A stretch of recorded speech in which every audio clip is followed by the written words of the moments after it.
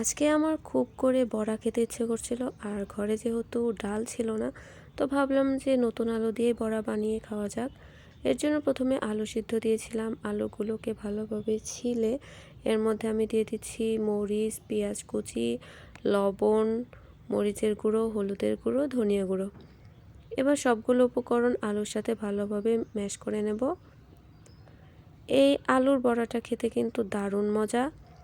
তোমরা যারা একবার হলেও এটাকে ট্রাই করেছো তারা তো জানো, আর যারা ট্রাই করোনি তারা একবার হলেও এই আলুর বড়াটা ট্রাই করে দেখতে পারো।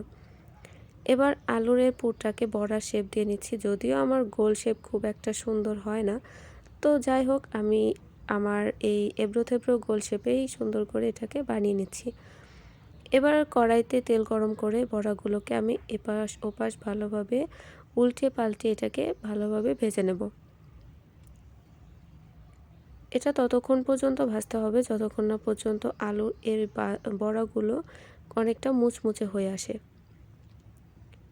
তোমরা এই বড়াটাকে কিন্তু ভাতের সাথে বা বিকেলে চায়ের সাথেও নাস্তা হিসাবেও খেতে পারো।